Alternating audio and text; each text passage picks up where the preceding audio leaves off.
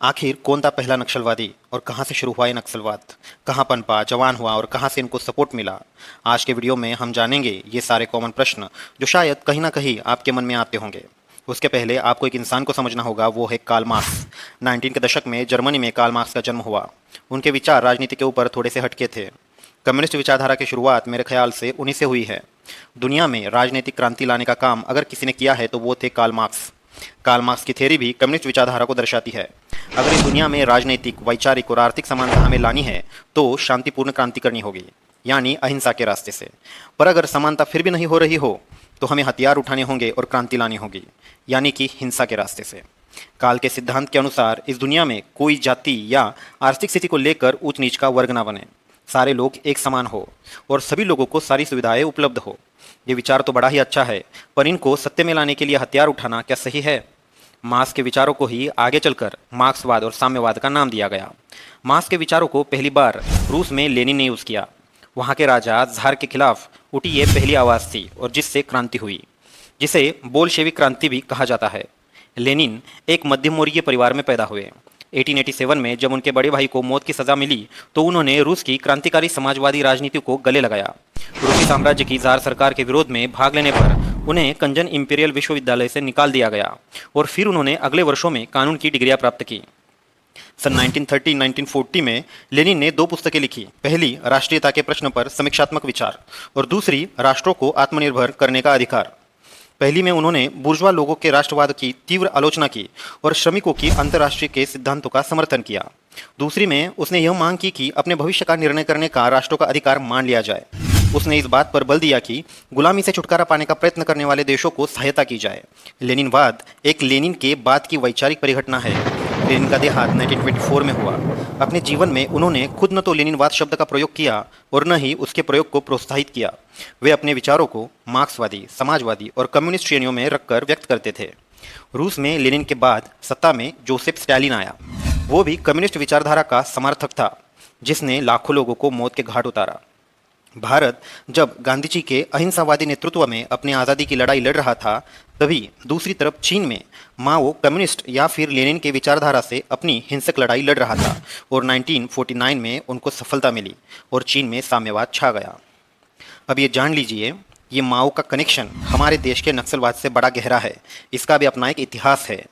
जब रूस में क्रांति हुई और राजनीतिक बदल हुए तो दुनिया मार्क्सवादी विचारों से बड़ी प्रभावित हुई। वही इंडिया में भी बहुत से लोग थे जो मार्क्सवादी विचारों से क्रांति लाना चाहते थे। एम एन रॉय के नेतृत्व में 17 अक्टूबर 1920 को रूस के तक्षकांड में कम्युनिस्ट पार्टी ऑफ इंडिया की स्थापना हुई। 1925 में कम्युनिस्ट पार्टी की पहली बैठक हुई। अब इसी के चलते इस पार्टी के स्थापना दिन को लेकर थोड़ा सा मतभेद जरूर है। कम्युनिस्ट पार्टी के नेताओं ने स्वतंत्रता संग्राम में अंग्रेजों का बड़ा विरोध किया था। इसी के चलते कम्युनिस्ट पार्टी के नेताओं को बहुत बार जेल भी जाना पड़ा और इस पार्टी पर अंग्रेजों ने बैन लगा दिया। जब 1942 में गांधी जी के नेतृत्व में भारत छोड़ो आंदोलन शुरू था, तब कम्युनिस्ट पार्टी ने अपना समर्थन अंग्रेजों को दे दिया। तब वर्ल्ड वॉर 2 शुरू हुआ था। इस वर्ल्ड वॉर 2 में सोवियत संघ, ग्रेट ब्रिटेन, अमेरिका, फ्रांस, इन सब की अपनी एक यूनिटी बन चुकी थी।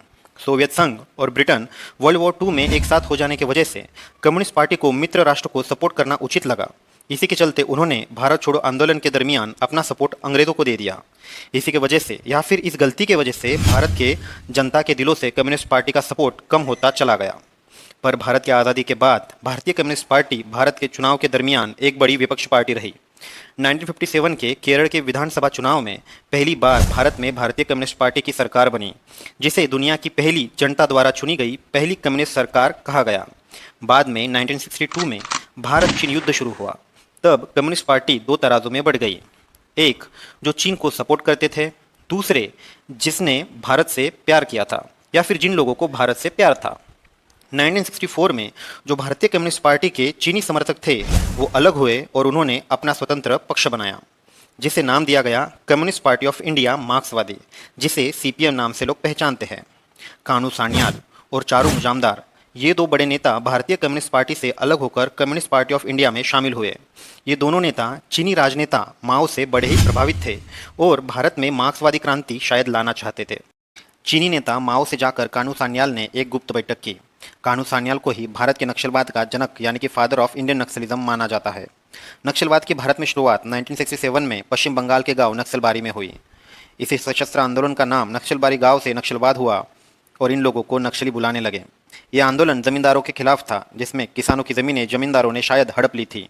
यह आंदोलन किसानों के हक के लिए था, पर यहाँ एक गलती थी। आज़ाद भारत, लोकतंत्र वाले भारत में बंदूक के साथ आंदोलन करना मतलब ये एक बड़ी गलती थी। इस आंदोलन में किसानों और मजदूरों पर किए अत्याचारों को लेकर जमींदारों की एक एक कर हत्या कर दी गई। सारे जमींदारों को मौत के घाट उतार दिया गया। 23 मई 1967 को किसानों और पुलिसकर्मियों के बीच एक संघर्ष हुआ, जिसमें कुछ पुलिसकर्मी जख्मी हो गए और दरोगा सुनाम वांगदी शहीद हो गए। 2 दिन बाद यानी कि 25 मई को पुलिस आंदोलन रोकने वहां पहुंच गई, लेकिन इस बार पुलिस की गोलियों से 10 नक्सलवादी या फिर मार्क्सवादी मारे गए। ये संघर्ष 50 दिनों तक लगभग चलता रहा। 1969 को कानू सान्याल और चारू मुजामदार के चीनी नेता माओ को अपना केंद्र मानकर सीपीआई मार्क्सवादी लेनिनिस्ट पार्टी की स्थापना की। इस पार्टी को भारत के चुनाव पर भरोसा नहीं था। हक पाने के लिए चुनाव नहीं, बंदूक चाहिए, ऐसा इनका अपना विचार था। 1970-80 तक यह आंदोलन बड़ा ही तेजी से बढ़ता चला गया। बहुत से युवक इस अभियान को समर्थन देते हुए पार्टी में शामिल होने लगे। इसी को रोक लगाने के लिए स्टीप चेल अभियान की शुरुआत की गई। भारतीय सेना इसमें अपने दमखम से उतरी और उनको लोकल पुलिस ने भी बहुत सपोर्ट किया। इस अभियान में 15,000 से ऊपर नक्सली मारे गए। इस अभियान में नक्सलियों के बड़े नेताओं को पकड़कर जेल में डाल दिया गया, जिसमें चारू मुजामदार और जंगल संथाल भी थे। 1972 में चारू मुजामदार की पुलिस हिरासत में मौत हो गई, जिसके बाद पश्चिम बंगाल का नक्सलवादी विरोध थोड़ा कम हो गया। पर आंध्रा में श्रीकाकुलम में इनके आंदोलन का एक पहलू तभी जन्म लेता है और ये वहीं से तेलंगाना, बिहार, ओडिशा तक फैलता चला जाता है। 2000 में ये फिर महाराष्ट्र, छत्तीसगढ़, मध्य प्रदेश, बिहार, झारखंड, तेलंगाना, उत्तर प्रदेश, आंध्र प्रदेश तक फैलता चला गया। टोटल 80 से ऊपर जिलों को नक्सलियों का रेड कॉरिडोर माना गया। नक्सलियों की गतिविधियां जंगलों में होती है, जहां पर बिजली, ट्रेन या फिर मूलभूत सेवाएं नहीं पहुंच पाती है। नक्सलियों के हमले से बहुत से जवान शहीद भी हो चुके हैं। 8 अक्टूबर 2009 को गढ़चिरौली के लहीड़ी पुलिस थाने पर नक्सलियों ने हमला कर दिया, जिसमें 17 पुलिसकर्मी शहीद हो गए। ऐसे बहुत सारे हमले हुए हैं, पर मैं इन सब की जानकारी यहाँ देना नहीं चाहता। ये नक्सलियों को अगर हम दूर से जानें तो हमें ऐसा लगता है कि ये लोग गरीब और मजदूर लोगों को मूलभूत सेवाएं और उनके हक दिलाने के लिए लड़ रहे हैं और इसी के चलते उन्होंने हथियार उठाए हैं। पर कुछ जगह पर यह भी देखा गया है कि कुछ गवर्नमेंट प्रोजेक्ट्स जो आधुनिक भारत को गांव-गांव में पहुंचाने के लिए बनाए गए थे, उनका विरोध नक्सलवादियों ने किया है। अगर जमीन पर रहकर नक्सलवादियों का इरादा जाने तो ये बस सत्ता हथियाना चाहते हैं, वरना ये खुद लोकतांत्रिक भारत का सपोर्ट करते हमें दिखाई देते और खुद पॉलिटिक्स में उतरते और उन्नति में अपना हाथ बटाते।